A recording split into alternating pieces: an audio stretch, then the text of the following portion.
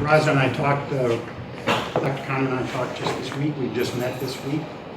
And I have, I think, gone through some of the struggles that maybe you folks are going through now. And so I thought I'd talk a little bit about where I came from, what I did, where I ended up. Where I ended up was as the director of the Office of Highway Safety at the National Transportation Safety Board. And the National Transportation Safety Board, for those of you that don't know, is the federal agency that's responsible for investigating major transportation accidents around the country. So we do all the airplane accidents, big ones and little ones, trains, ships, pipelines as a form of interstate transportation, so an accident pipeline to investigate, and highway accidents, but only the major highway accidents. And ultimately, I ended up as a director of that office. Give you a sense of the number of accidents there are every day. There's about 20,000 automobile accidents every single day. So I had a staff of about 40 people. So obviously we didn't investigate every accident, so we had to pick carefully, to pick and choose. And then the solutions to the accidents was, Dr. Khan was talking about, we were interested in not only what happened, but why it happened.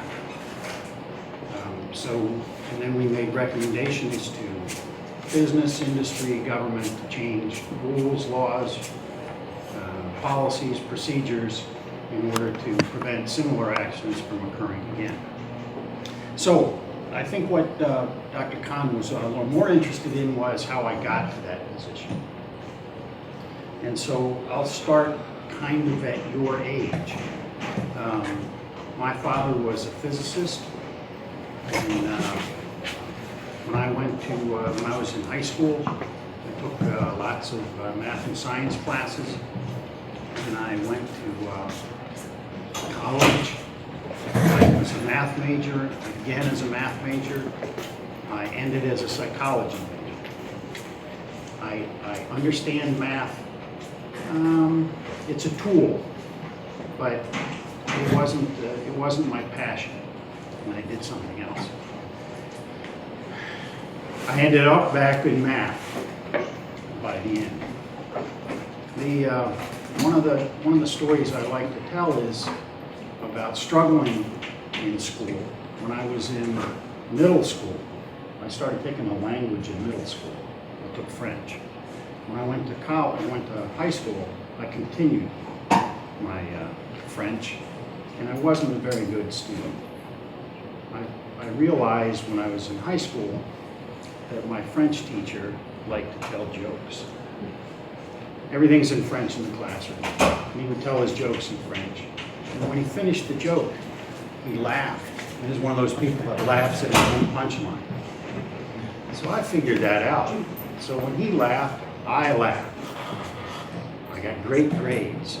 I really didn't understand French very well. So when I went off to college, I went to the University of Maryland, College Park. And I also had to take a language, 2 years of a language in order to graduate at College Park. So I thought, well, I knew that my French was substandard. So I decided not to take French at the college level. So I tried Spanish. And I made it 3 weeks, which is as long as you can take the class before you have to drop it and get an F. So I got out of Spanish in 3 weeks. But that wasted a semester. So the next semester I took German, and I lasted 3 weeks. Then I realized, I'm in these classes that are really big, 50, 60, 70 kids in a class. It's just not me. So somebody told me, well, why don't you take Portuguese? Because the Portuguese classes are real small.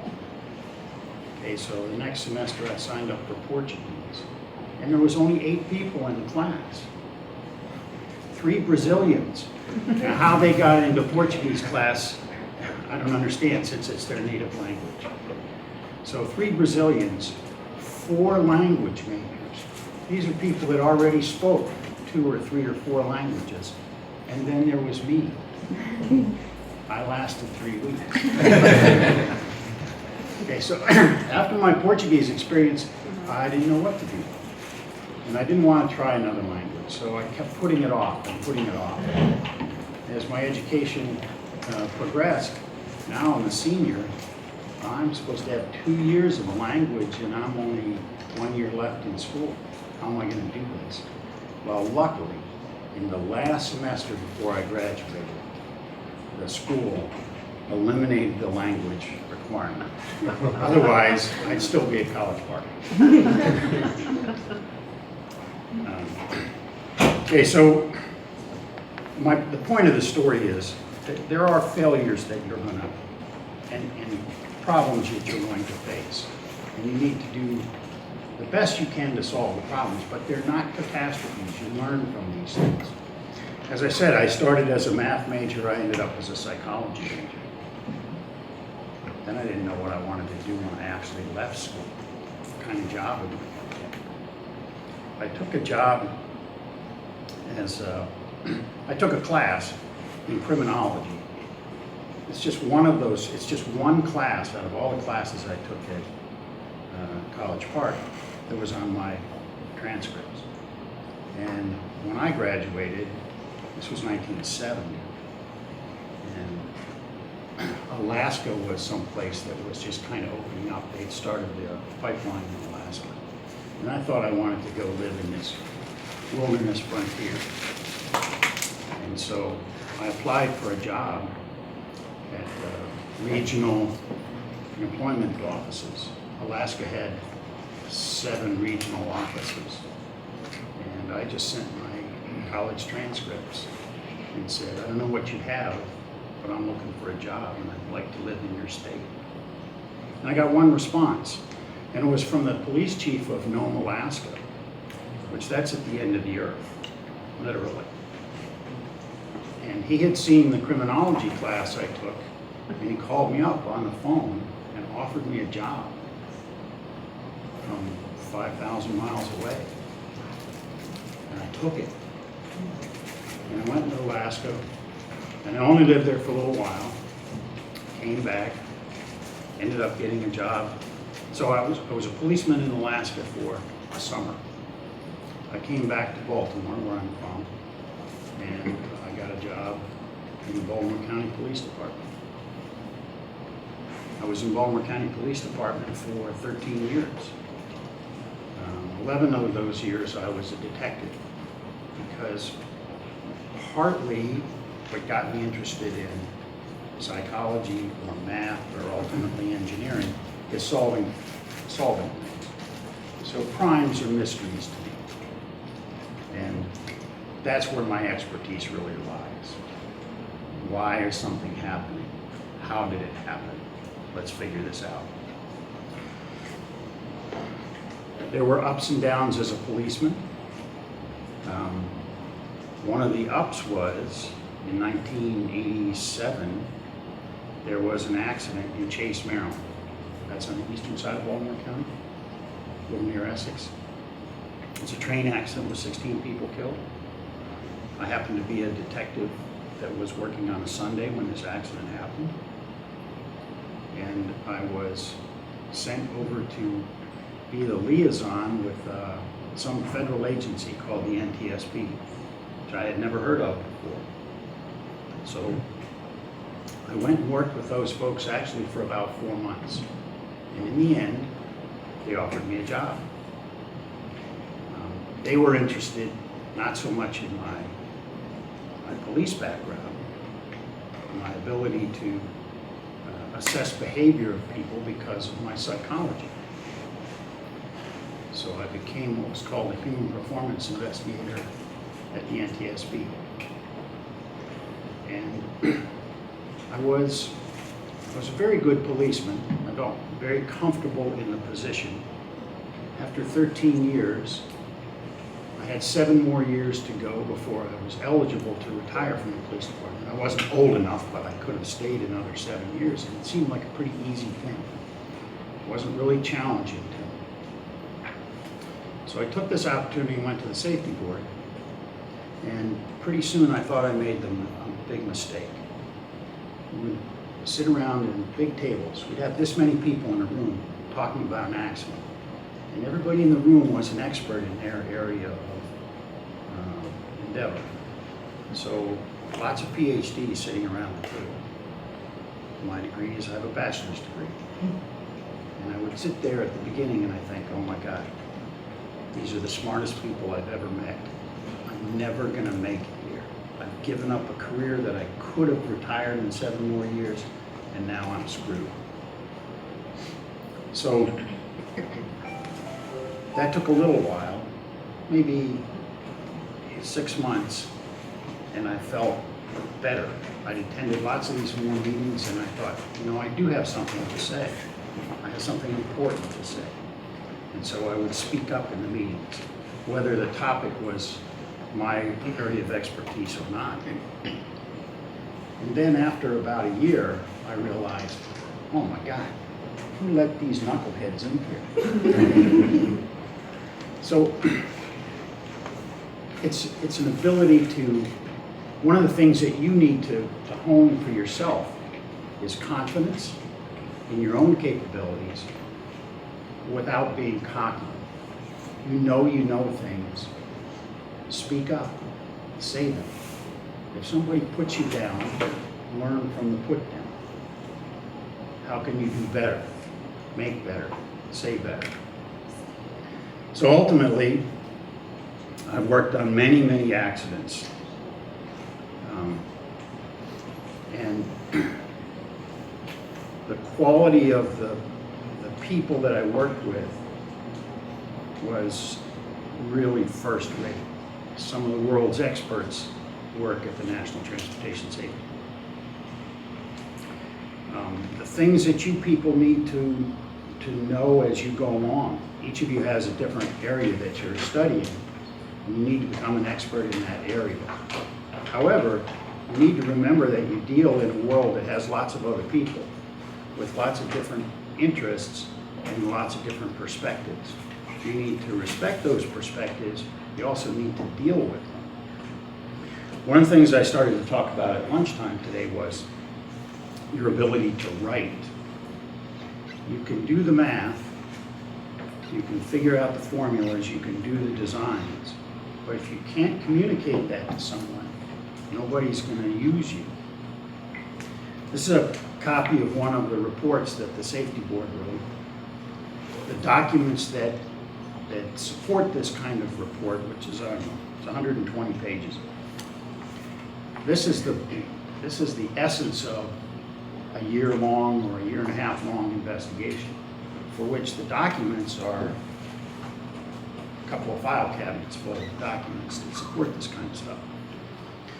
This is an accident that occurred in Boston in Big Dig in 2006. There was a ceiling collapse. Part of the ceiling collapsed and fell on a car and crushed it. 26 tons fell on the lady. I'll pass this around. You can take a look at the kind of things that a federal agency could produce. The important part of this accident is the 26-ton ceiling panel was held up, a piece of concrete held up to a concrete ceiling with the opening in between. The opening is there to allow exhaust to escape. The heavy weight of the ceiling panel is necessary because what draws the exhaust out are jet engines that are set in buildings, kind of artificially created buildings along the side of the tunnel at sometimes great distance from where the exhaust gases are created. So you need they're really powerful engines. They really pull a lot of air all at once. So you had to have a pretty heavy ceiling, not for the ceiling to go away when the jet engines are turned on. So what do you do? How do you attach that? How would you attach a big chunk of concrete to another piece of concrete? There's a gap in between. I'll ask you, how would you put it together? Hey guys, chemistry. I was going to go to a double-sided tape, but okay, organic chemistry. Your answer is duct tape. Where's organic chemistry? Katie? Duct tape's an idea, but it doesn't work. It's a reading assignment. Starts with an E. The glue starts with an E. Elmer's. Katie, reading assignment. Professor Burnett's behind you. Epoxy? Epoxy. Yes. Epoxy. Who said epoxy? Epoxy. Epoxy. So what they did was they drilled holes in the ceiling. They put a bolt up with a metal bracket that would hold the piece at the bottom, heavy piece at the bottom. And they glued it in with epoxy. Okay, so the engineering company that developed this and built it, Parsons Brinkerhoff, is one of the world's largest civil engineering companies. They do work all over the world. Multi-billion-dollar company. Very fine engineers. They're good engineers. They're good civil engineers. They're not good chemists. They purchased the wrong epoxy. There was two kinds of epoxy that were available for them to use in the quantities they needed. Both of them made by the same company. One was simply called fast set, and one was called slow set epoxy. So if you're in a construction business where time is money, which one would you pick? Fast set. Problem is that the chemistry of the two epoxies are different. The slow set wasn't subject to creep, epoxy creep. Now, some of you, any of you, understand what epoxy creep is. It's less sticky over time. Yeah. Essentially, that's it. And so what they had done, as a good civil engineer, they drilled these holes, they cleaned them out, blew out the dust, put the right size bolt in, filled with epoxy, stuck it up there, let it cure for a day, 2 days, 3 days, and then they do what's called a pull test, which is designed to see how strong the bolt is, the bolt and the epoxy combination. Is it going to hold the weight that I'm going to hang up there? And so they do a pull test on each bolt, which is, and there are standards for how pull tests are done. So usually it's a very heavy weight done very quickly. They try to pull the bolt out of the ceiling. Well, they didn't come out. Great, go on to the next one. They did all of these like that. And so what happened though was, it took 14 months for that 26-ton chunk of concrete that was held up there by lots of bolts to finally collapse. It kept creeping down.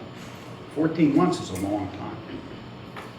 Okay, so the people, where were the problems here? One of the problems was that the different disciplines didn't talk to each other very well. The people that made the epoxy and were different from the people that sold the epoxy. So you had the chemist that formulated the epoxy in the first place. He knows lots about creep. Now the guy who's selling the epoxy, he doesn't know anything about creep. And he sells it to an engineer who knows nothing about creep. And so in the end, they put this thing up, and only one person ended up dying.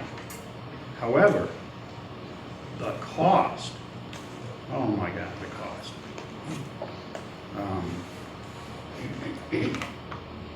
Let me digress for just a moment. This is in the Big Dig. Had all of you heard of the Big Dig before? Yeah, first if you can let them know, what was the initial, because I'm not sure how many of them know about the Big Dig, but what was the initial cost of the Big Dig project before the collapse itself? But that's, that might just give you a picture of how big this Big Dig really was. I'd have to look through I'll just pick a number, 25 billion. It's the most expensive civil engineering project ever in the United States. Essentially, Boston, is a very old city with very small streets. And so what Boston had done was they started building freeways in the 50s, and those freeways were all above ground. So you'd have freeways that came through neighborhoods, they'd be above the houses. They were all over Boston. Made it look like a giant erector set or something. It was silly. So they decided to put everything underground. So they built, they took away all these flying highways and put in tunnels instead. It was, like I say, it was the biggest, it's still the largest civil engineering project the nation's ever done. There was lots of problems. There were people there was so much money involved, everybody wanted a piece of it. There was so much concrete involved. Sometimes people didn't have enough concrete, so they did things like water down the concrete. A pretty dangerous thing to do. But you make your money and you get out of town and nobody's the wiser. So when I was mentioning before the importance of you knowing and dealing with other people, you need to know what, if you're the engineer, you need to know what the chemist knows. If you don't know what the chemist knows, you need to go ask him, hey, what's the difference between fast and slow? Is it just the drying time? I mean, that's kind of an obvious question. You would think. It just never got asked. To make the repairs from this particular accident, one panel broke, one panel fell. There were 40, 50, 60 such panels through the tunnels. They took them all down, every single one. Redid it. Another $500 million to fix what could have been fixed if you'd asked a single question, what's the difference between fast and slow set? One of the points I wanted to make was your ability to converse with other people, know what other people know. If you don't know, ask. But you also need to deal with people that don't have the same interests as you. The civil suits, the criminal suits that had already started in Boston over such things as watered down concrete. Some people had gone to prison already, and here we have a ceiling collapse. They just think it's another one of these where somebody was trying to defraud the government and get some money out of the project that they didn't really deserve. So a lot of my time in this accident was spent dealing with lawyers. Lawyers from the state of Massachusetts, lawyers from the federal government, defense lawyers, prosecutors. You have to explain, and you have to explain all these things to those people that don't understand why you needed to hang such a big piece of concrete from the ceiling. You don't understand why you wanted to clean out the dust from the drill hole. Why you used epoxy at all. Why didn't you use some other method? Some of those things, and if you can't get your point across, when you do those, when you're explaining these things, they go off on tangents that can get you in trouble. In this particular accident, I spent a lot of time with the lawyers, I spent a lot of time with congressional staff, I spent a lot of time with the congressional members from Massachusetts, always demanding answers. You have to talk to those people. You have to make them understand. You have to be able to speak in their language beyond the language of engineering and science. If you can't get it across, things come out wrong. So, that was the point I wanted to make, I guess, about Writing at play? Well, I think that I'm a good writer, and I used to write when I was writing individual reports. So, for example, out of a document that I just sent around, this one here, each individual would write their own topic area. So you'd have a chemistry, you'd have a You'd have a civil engineering, you'd have some lab work, you'd have lots of different people that would write a report. Some of them weren't very well written. So then we had technical writers. Those are people that have the background that you folks have, that can write, to get those thoughts across. I thought I was a good writer, and I wrote an accident for a train accident, and I suppose it was 3/4 of an inch thick. And when I finished it, and I gave it over to the technical writer who was going to combine my report with all the other reports for the larger safety board report. And when he finished with my report, he took that 3/4 of an inch and he made it 1/4 of an inch. And I thought, oh my God, you can't possibly do that. You've taken out the essence of my arguments. Everything I did, you destroyed it. He said, no, I didn't. I said, well, what about this? Is that in there? Yeah, it's in there. No, it's not. I don't think it's in there. Yes, it is. Okay, so I spent 2 weeks or so reading over my own report that he had rewritten. And it was really good. He did so much better than I did. You don't need 50 words sometimes to explain something when 20 just does as well. And it's the 20 that people will read and they'll understand. It's got to be done well. If you get too verbose, too into the weeds, the people you want to understand what's in the report, they don't get it. They just don't understand. Who are you writing for anyway? Are you writing for another engineer? Sometimes you do that, and you can be as technical as you want. Sometimes you're writing for the public. Sometimes, in my case, I'm writing for the policymakers. I'm writing for Congress.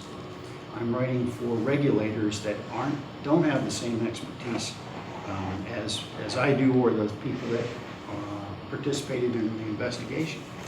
You want them to make a change. You want them to change a law, a policy, or a regulation. If they don't understand it, they get it wrong. So the value of your work is in your ability to communicate. If you can't communicate it, might as well not bother.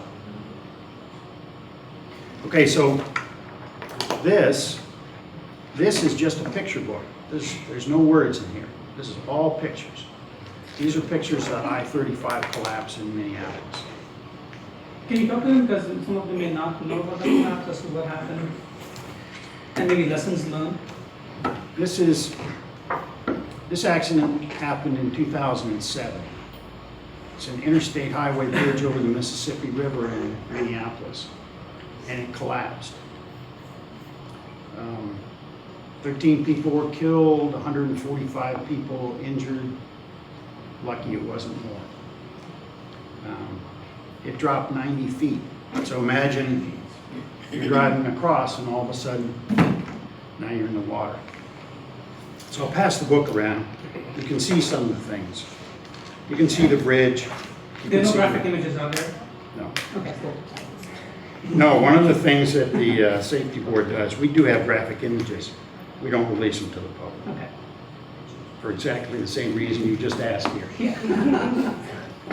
There are some students who are under 18 here. It's right away, there was a thought that there had been discussions in Congress and discussions in the press about the aging infrastructure of the United States.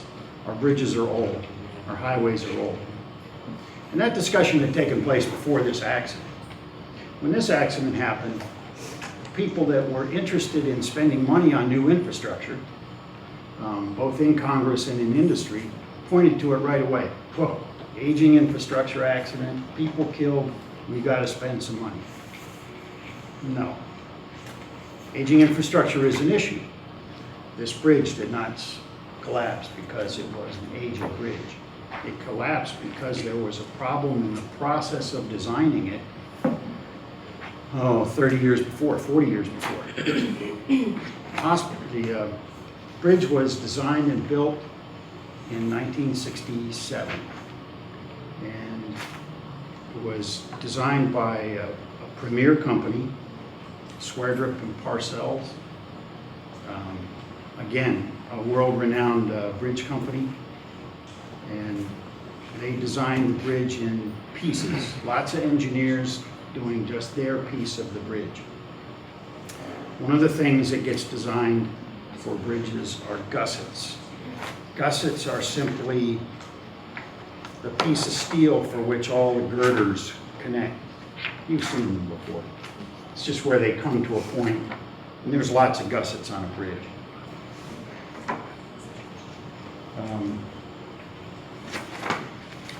The way the work was done, you would have a brand new engineer who would design the gusset, or any piece, the young guys.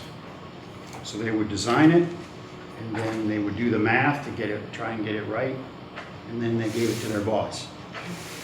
And their boss went over it, and he signed off. And then the boss's boss got it, and he went over it and signed it off. And then their boss's boss's boss. There's 4 levels of people that would review the math, review the designs. There was a mistake made in 1967.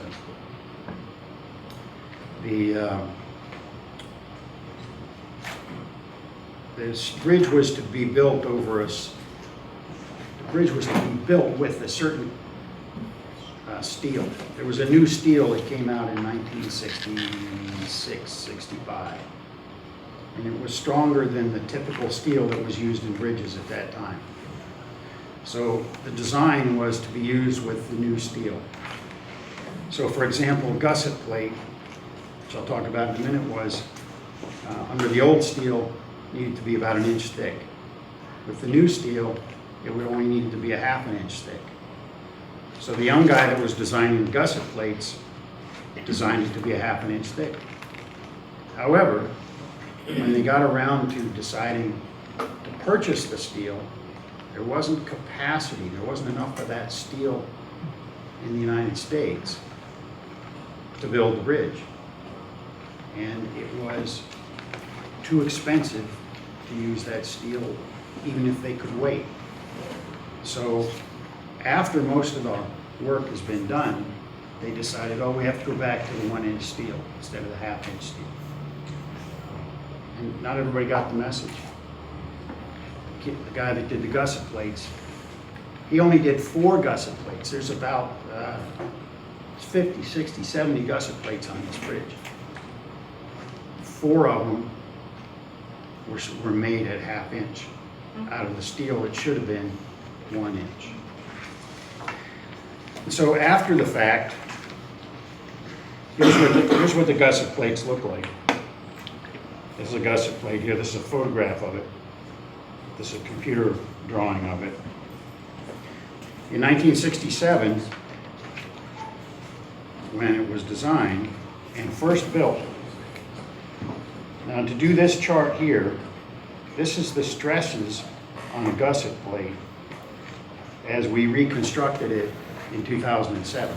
So nobody had this in 1967. But where you see orange or yellow, those are unacceptable stresses. That was the day it opened. It was in danger of collapse.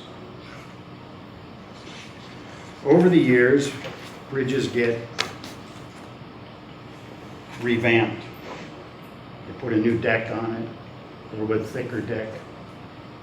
We used to have, in bridges across the country, there used to be metal rails on the side. You've seen those, because they still exist in lots of places. It's not the best way to prevent people from driving off a bridge. So somewhere in the 70s or 90s, this one, in this case in 1977, they changed it to Jersey barriers. So what you did is you added about 1 million pounds of concrete to the bridge in Minneapolis when you did that. So after the repairs and increasing the thickness of the roadway by repaving it, this is what it looked like. This is a simulation of what it would look like in 1998. So now you can see the areas of stress have increased. This is what it looked like the day it collapsed. What they had done is when they were repaving, and normally you build a little concrete plant somewhere nearby the bridge, and you make your concrete, and then you truck it up to the bridge and you dump it on the bridge. In this case, there was no convenient place to have their little concrete plant. So they decided to make concrete right on the bridge. So they brought up truckloads of everything you need. There was big tank trucks full of water. There were big tank trucks full of dry cement. There was big trucks that dumped sand, big trucks that dumped aggregate, stone, all on the bridge. They did it right over this, right over the gussets that were ½ inch thick instead of an inch. And it only took 3.5 hours after they finished loading it up for the bridge to collapse. Big mistake. So that's the cause of the accident. It was a design error where somebody didn't get the right word, somebody didn't check all the numbers, the 4 levels of people signing off. You'd think that one of them would have gone back and said, oh, wait a minute, we have to make a change here because we're not using the same kind of steel. Well, somebody didn't get that 40 years before. But one of the things we wanted to know was, how did that happen? How did somebody not get the message? Was it designed this way specifically with the ½ inch? So the things that I can say now that I know it was a mistake, we didn't know while we're doing the process. So we went looking for people that worked on the bridge. Okay, this bridge was 40 years it stood there. 43 years it stood there. And so you got to go back and look for engineers that worked on the bridge all that time ago. Some of them are dead. Some of them are still alive. If you worked for Swerdrup all the way to your retirement, it was easy to find you because the company was giving you retirement checks. I just had to go and ask, who are these people? So it's pretty easy to find the engineers that stayed for a long time. The young engineer who actually designed these stayed at Swerdrup 2 years. This was in his first 2 years as an engineer. He went to another company. He never was in bridge building again. He remained as a civil engineer, but he did other things. He paved highways in another part of the world, another part of the country. So then we were faced with trying to find out who were all these other engineers who we know worked there, but we don't know where to find them or their names. So you go back and you ask the retired folks, do you remember somebody else that worked with you? Not somebody you retired with, but somebody else. And we finally came up with this big list of people that have been in and out of the company. We finally found the guy who designed it, still alive, lived in the suburb of Denver. He had his calculations in a box in the basement from 43 years before. Did you share why he had it? Engineers For 3 years. background. I know. Engineers with backgrounds. Oh, come on. Engineer what? Engineers with backgrounds. My granddad. They keep everything. He kept everything. When we talked to him, Oh, yeah. did you have anything to do with this? What do you remember doing? And he said, why? I designed those gussets. And what do you remember about them? Why? I remember a little bit, but would you like to see the calculations? Oh my God. Fall off a chair. Go down the basement, rummage through a bunch of boxes, and there's the calculations. And it's clear that he didn't ever know that he was supposed to have it an inch thick. If he'd known what steel he was supposed to be designing it for, he would have. But a change was made without going back and making sure that everybody got the word. Everything that needed to be done was done. And as a result, this collapsed. There was you know, a large hue and cry. A lot of people died, of course, but this is a major artery in Minneapolis. You have to repair it. So they repaired it. They spent $250 million to repair it. Who's responsible for this? Swerdrup, the company that built it,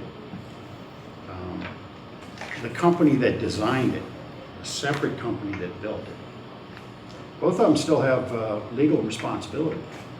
Swerdrup had been subsumed, purchased by a company called Jacobs. Jacobs is the world's largest civil engineering company. Jacobs was sued. The state of Minnesota sued Jacobs. All the people that died sued Jacobs. All the people that were injured sued Jacobs.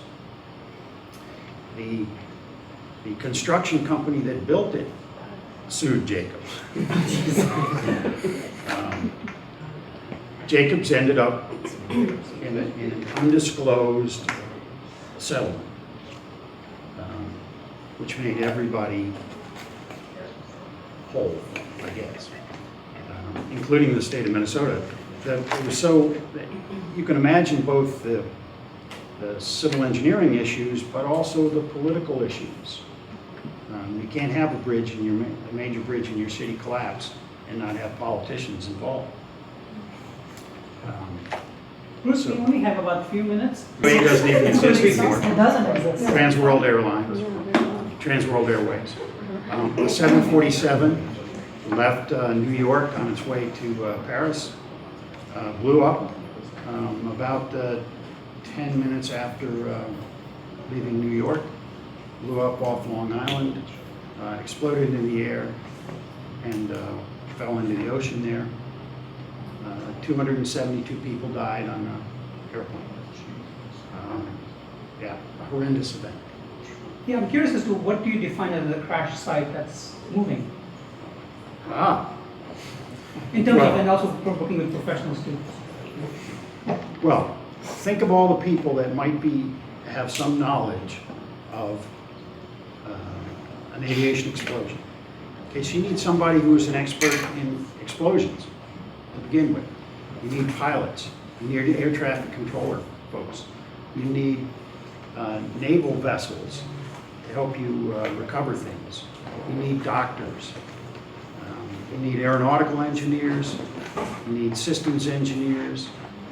Everything that you can think of on an airplane that makes it work. Hydraulics engineers. Material science engineers. There's an endless list of people that were involved in this investigation. In the end, it was the most expensive investigation the nation's ever done into an accident. The safety board spent $20 million, and we took 5 years to produce the report. And we had lots of help from other people for which no money was paid. Like, we thought, there were some thoughts at the beginning that it was a terrorist act, that somebody had shot it down with a missile. So we needed missile experts. And then it turns out that you can shoot such an airplane down with a shoulder-held missile, potentially. You folks don't know, but shoulder-held missiles come out of a cardboard tube. You have a firing device, but the missile itself comes out of a cardboard tube, kind of like a paper towel roll. And so that's just a worthless piece of trash. So if you had shot it, if you had used that, and you'd have to be in a boat, okay, because these missiles, the airplane's already at 35,000 feet. You can't shoot it, and it's far enough offshore, you couldn't shoot it from the shore. You had to be in a boat. So where would you expect that worthless cardboard tube to be? In the ocean. Okay, so we went looking in the ocean. We picked up every piece of the airplane. I mean, every piece. Every piece that's bigger than a bottle cap got picked up. Do you remember how many pieces there were? Oh. Because these guys tear my lab report up into pieces and just put them together. Well, the big pieces were picked up by some naval vessels. There's 2 naval vessels that just were given to us to use, to grasp and to grapple, and their crews, of course. and they picked up all the big pieces. We put this airplane back together. It is still back together. It's in NTSB's Academy in Reston, Virginia, in a big hangar. But for the tube and little things, we hired some scallop boats, 4 scallop boats from New England, and we had a grid that was 30 miles by 30 miles, and for 4 months the scallop boats raked the bottom and pulled up everything that was on the bottom. If you go to shore off Long Island today, you're not going to find anything that's bigger than this. That's tons and tons and tons. There's no shells down there. There's no beer bottles.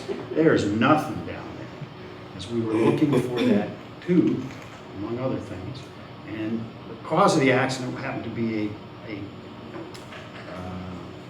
fuel pump in the center wing tank that we could never find. Well, we essentially found it in little tiny metal pieces. But so we were looking for some things that caused the accident. We were looking for potential things like the missile residue, and there was no tube, by the way. And we can prove that it was never done with a missile. But I didn't think it was in the first place. But to prove it takes an incredible amount of time, effort, money, and people with lots and lots of expertise. If you have a 4 engine aircraft, for example, and you shoot it with a heat-seeking missile, where does it go? To the engines. Which engine? The closest one, most likely. Well, The house one. when you're talking about shooting at 10 miles, and the distance between the engines is only 20 feet, is it accurate enough to pick one engine? No. It's not. And the answer is, you can't. That's one of the reasons why you know that it wasn't a missile. Because the explosion was in the center of the airplane, not on the wings. It's in a cold spot, not a hot spot. And in fact, the center area is a greater distance than the area between the 2 engines. So if you had blown up an engine, you might have considered thinking it was shot with a missile. If you would split the difference between 2 engines, you might still think that. When you split the difference between these 2 and these 2, no, the missiles don't work that way. They don't do that. Now, that's not just our missiles, okay? Where would you get a missile? Maybe you get a Russian-made missile, or a Chinese, or a North Korean-made missile. So you have to know what are the capabilities of all of those pieces of equipment. Well, where do you find that information? Well, we do have people that work in the Army who are responsible for buying those things on the black market and testing them and learning their capabilities. So those are some of the kinds of people that you had to bring into the investigation. So we had the FBI. The FBI thought that this was a potential terrorist act. If it's a terrorist act, it's their responsibility. If it's an accident, it's my responsibility. So there's jurisdictional issues. But in order to disprove one and prove another, you needed lots and lots of people with lots and lots of expertise in lots of different things. You can tell under an electron microscope the difference between a fuel explosion, aviation fuel, and a high explosive like you would have in a missile. But you need to look at it in both of them. The fuel explosion is slower, even though they're both really fast explosions. One's slower than the other. And so you need to look really carefully at the pitting in the metal where you believe the explosion occurred in order to make that determination. And ultimately, the cause of the accident, pretty pedestrian cause. In the airplane, there's lots of wiring. Some of it is high voltage, some of it is low voltage. It's all bound together in big bundles. This was, every time an airplane goes up and goes down, air pressure changes. The plane expands when it's up in the air. It contracts when it comes back down to the ground. Over the years, this was a 25-year-old 747. A high voltage wire and a low voltage wire chafed against each other. They're all insulated, of course, but there's a little bracket that holds into place several places in the airplane. And they just wore away the insulation, going up, going down, up, down. Ultimately, a spark from a high voltage line went into a low voltage line. The low voltage line was one of the pumps in the large center wing tank of the airplane. The wing tank was essentially empty. The wing tank's big. It's about half the size of this room, maybe from the pillar over. It's a really big space. And when you're going from the US to Europe, you don't need to carry a lot of fuel with you because you have the jet stream. So you don't carry fuel if you don't need to carry. Excess weight. Excess weight. So that tank was what they call empty. Empty's a relative term. It means that in a room this size, you'd have about 50 gallons of gas. So imagine a 55-gallon drum, which you've all seen, spilled in this floor here. That would give you, not very much gas on the floor. But the airplane, this was in the summertime, and the airplane had been sitting on the runway in New York for 4 or 5 hours, and it was about 90 degrees. So that gasoline had vaporized. So you have the ability to have an explosion. You just needed a spark. And when you got the chafing, the spark came, the airplane exploded. 272 people died. We have 2 questions because we only have 2 minutes, so. Are there people that check the wires and stuff before every flight? No, she's not going to fly anymore. No. They do not. You're not going to fly anymore, are you? No. They do not. She's definitely not flying anymore. The obvious things, inspections are made of airplanes, inspections are made of bridges, inspections are made of tunnels. Cars even. Cars even. Yeah.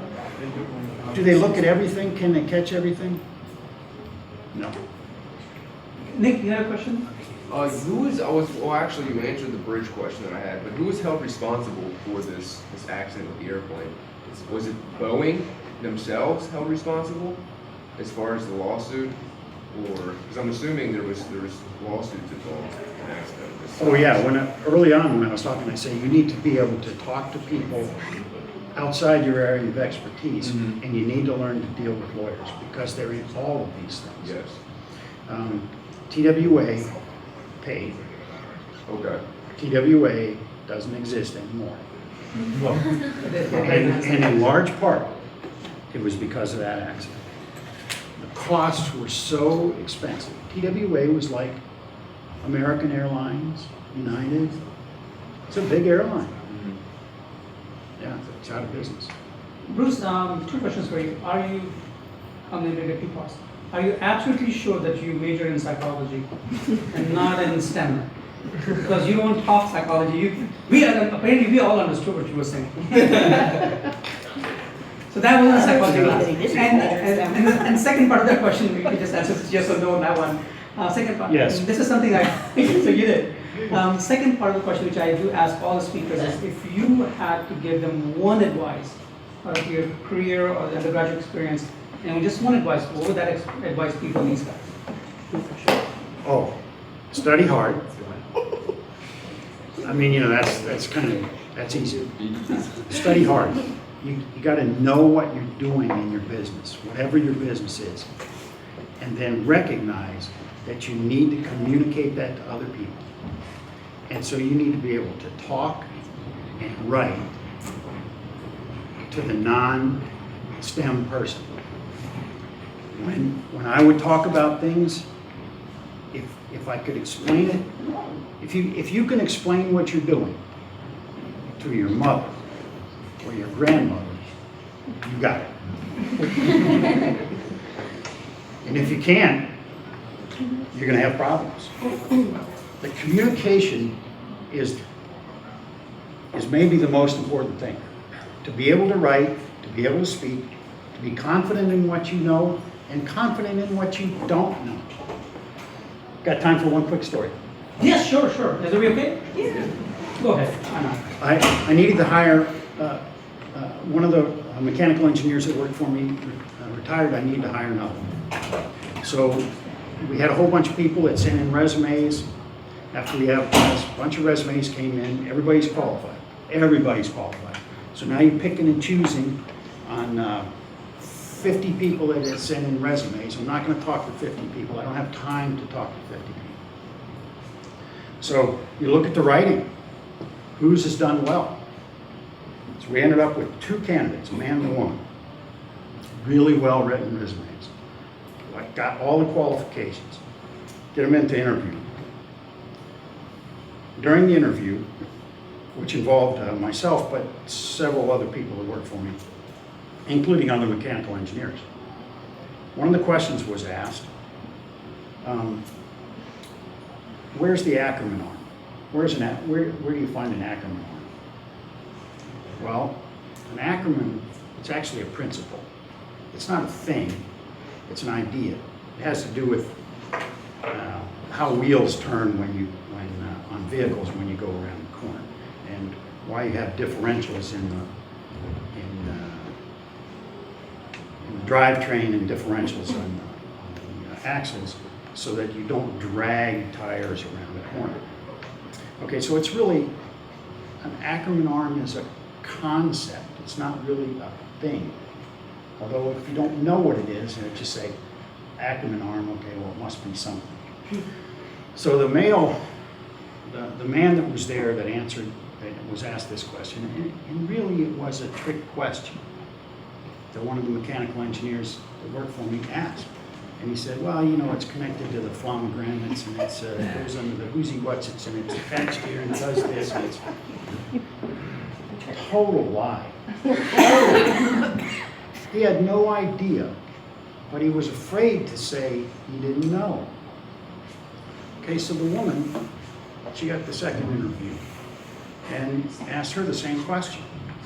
And she said, you know, I think I remember hearing about Akron Arms maybe in, engineering 203.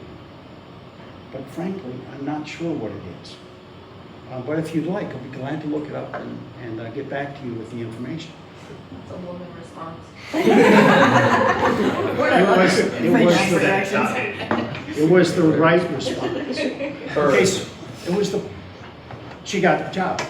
But in these things that we write, everything in this is correct. There is no mistakes in this. There can be no mistakes in this. Okay, so which person do I want to hire? The one that gives me the flamagrants, or the one that says, you know, I'm not sure, but I'll go do the research to find out. That's the person I want. And so when you need to be an expert, the best expert you can, but recognize that you don't know everything.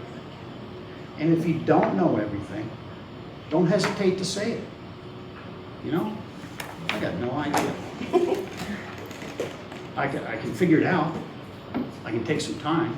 I can go do the research. I can try it a second time. Whatever. Just don't just give bullshit. Any questions, Dr. J? Any questions? Oh, no, I think you did an excellent job. Thank you. Let's thank Mr. Smith.